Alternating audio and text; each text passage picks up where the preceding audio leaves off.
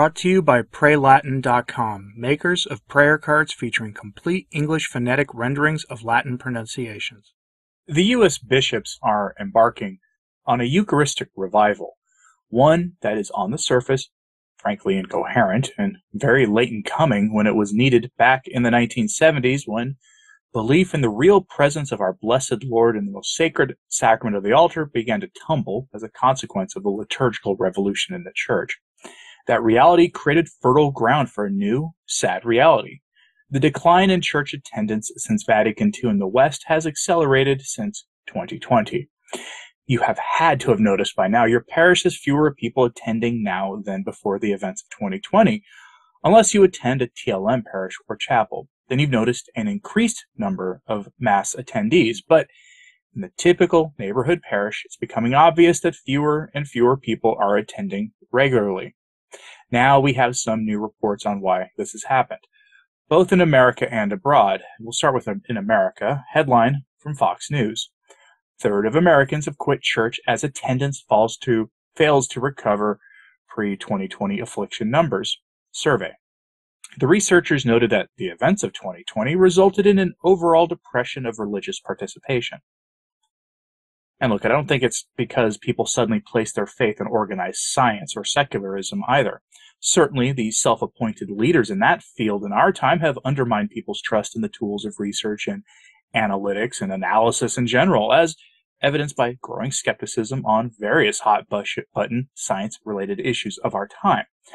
Rather, this is because the leaders of the Church in America, and unfortunately in the broader West, all declared that church attendance at that time wasn't essential, while the state declared that fast food service was. That sends a message, a very clear message. Here's some information for you, though. So from that article, quote, a recent study examining the effects of the 2020 solutions on church attendance in the U.S. has revealed that the events therein resulted in, quote, an overall depression of religious participation, as approximately a third of Americans have stopped attending religious services. The study, titled Faith After Those Events, How the Affliction Changed American Religion, was conducted by the Survey on American Life with the American Enterprise Institute, and also found that young adults aged 18 to 29 showed the greatest drop-off in religious attendance of all age groups. In the survey that included two other groups, 13% of Americans attended in-person worship services during the summer of 2020, according to the survey. That number increased to 27% in the spring of 2022, but remains lower than the pre-affliction attendance rate. The survey also found that in the spring of 2022, 33% of Americans reported that they never attend religious services, compared to 25% before the affliction. The study notes that only a small percentage of the most religiously engaged Americans are part of this group, end quote. So there might be a slight flaw in this, so the numbers might be a little higher, but not by that much. The article notes that researchers found that the greatest drop-off in attendance was seen among Catholics and a few others. And why would Mass-attending Catholics stop coming to Mass? Let me tell you a story about 2020 that really makes this clear. See, back in 2019 and in the first half of 2020, I delivered pizzas as a side job to what I do on YouTube. Thanks be to God, that became unnecessary in 2022, just in the nick of time, as it turned out, due to God blessing me with the ability to support my family by doing this, and I thank you for the support that you give me here. It enables that. But at that time, Caesar and the state declared that attending church was not essential, while I was given a printout piece of paper from my employer, a pizza delivery place in my town, that said who I was and what company I worked for in case I was pulled over when people weren't supposed to be out and about, which is kind of creepy if you think back on it. That piece of paper declared my work essential. Yes, my employer and the state declared that delivering pizza was an essential service, while the exercise of our religious rights as enshrined in the First Amendment, receiving the sacraments, was not essential. Giving God his due worship was not essential. The bishops declared that, and the bishops of the Church in America agreed with the state when they said that. And what message did that send to people? It sends a clear message, a simple message. one written in neon for anyone to read, that if the bishops of the church that think that the Catholic Church is not essential, why bother going? How can the church's claims be true if what it offers isn't essential? This isn't just in the US either. Headline from the Times of Scotland. Netflix or Us says cash-strapped Catholic Church. Catholics in Scotland are choosing to stay home and watch football matches on Netflix or watch Netflix on Sunday instead of going to Mass. Why? The same reason, partially, but for another too that is directly related to the church, to the bishops selling the church out to the state. In Scotland, like in the United States, Ireland, Canada, any place in the West you care to name, really, the bishops have declared that the church will stay out of the way of Caesar and of the state and of its programs, which more often than not now run counter to what the church teaches on so many issues that I'm not going to take the time to enumerate them all here. But the bishops often endorse those programs, often which defy nature and the laws of God overtly. It's true in Scotland, it's true in Germany, it's true in America. The result is the decline in church attendance described here. It's just worse in some of those places than in America, but we seem to be catching up to them quickly. So from the Times of Scotland article, quote, dozens of Roman Catholic churches in Scotland are at risk of closure because parishioners prefer paying for Netflix and football season tickets over donating to their local parish, senior religious figures have warned. The Scottish Catholic Church said parishes were facing, quote, a perfect storm of financial pressures, resulting from falling attendance, the cost of living crisis, rising expenses, and the effects of the 2020 affliction. A spokesman urged Catholics to, quote, get real about their parish donations, but said he feared people would only, quote, wake up when church closures, particularly in poorer areas, were announced, end quote. Yeah, people won't take action until it's too late. That article does go on to say that the church in Scotland was closed for 2 years. 2 years! Due to the state's various decrees about the affliction. The bishops have reaped what they've sown by going along with this. They've put the faith in secular powers. They've put the state over God. They've put secular institutions over God.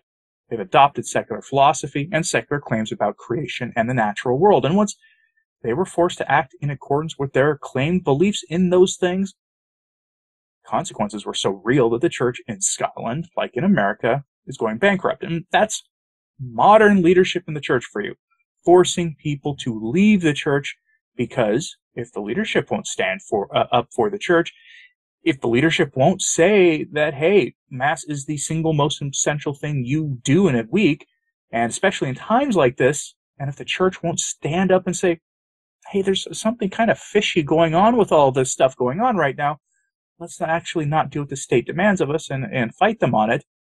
And why should the typical lukewarm Catholic pew sitter return to Mass? And it wasn't only Catholics who don't believe in the real presence of our Lord in the Eucharist, by the way. You'd have expected to see numbers increase in belief among Catholics in all the polling data if that was the case. But no, belief in the real presence continues to decline in the Novus Ordo parishes. It doesn't happen in the traditional Masses, but it does in the Novus Ordo. And like I said at the start, in America, the bishops have called for a Eucharistic revival to correct this error. The bishops everywhere are aware of this problem, really, this falling belief, but the bishops in America are the first to act on this problem, to my knowledge. Maybe bishops in other countries have, and I'm prepared to be wrong on that, but I couldn't find anything. So from Crisis Magazine, we get this story. Headline, a radical proposal for the USCCB's Eucharistic revival. 4 simple changes to how we receive communion will do far more to create a Eucharistic revival than any multi-million-dollar program. And that's the thing about this. As the bishops are going to at least insinuate here that the problem is spiritual and the bishops are using what amount to being materialist solutions to a deeply spiritual crisis in the church, in the Western world at any rate, one that falls squarely at the feet of the shepherds, who refuse to stand up for the faith, and who have refused to, frankly, for decades to teach the authentic, unadulterated Catholic faith, and have instead added drops of modernism and then more than drops of modernist errors to basic Catholicism, resulting in an accelerating decline in the faith in the modern Western world. Now, that crisis article is written by a priest, Father John A. Perricone, and he makes a rather good point here. The priest begins by pointing out the absurdity of the bishops only now starting in late 2020, ironically. That belief in the real presence has collapsed after the theological groundwork for that was laid by the modernist theologians like Karl Rahner, whose errors had been put into practice in the church by the bishops themselves, including by popes, frankly, who often called Rahner a brilliant theologian, despite being, frankly, an obvious heretic. The activities of these bishops and pope-backed theologians that now many Catholics call the Mass a meal of fellowship, making them functionally Protestant. That is one of the core differences between Protestants and Catholics, is how the Mass is seen. That's not what the Mass is. The Church teaches and has taught since the beginning that the Mass is a holy sacrifice, a representation of our Lord's sacrifice at Calvary on the cross. Most Catholics don't get that because the Mass now, since the Council, makes light of that sacrifice, especially in a time when the vast majority of Masses are insufficiently reverent to reflect the sacrificial reality of the offering taking place. When you treat the Mass like a party, beginning with dad jokes, what do you expect to have happen? But then the priest offers these solutions in his article. First, move the tabernacle back to the center of the church, meaning prominently displayed on the altar, which is actually in accordance with the conciliar documents concerning the liturgy, ironically. Second, abolish communion in the hand completely, a reprehensible practice started in the most heretical dioceses in Europe and America in the 1970s, fought against by Rome for a time before they just gave up the battle in typical post-conciliar fashion, and now adopted by most Catholics. Third, eliminate the use of extraordinary ministers of Holy Communion, meaning the Eucharist is to be given to the faithful only by the priest and permanent deacons of the parish, and anyone else who may have consecrated hands, which really is probably no one. Finally, return to receiving the Eucharist kneeling.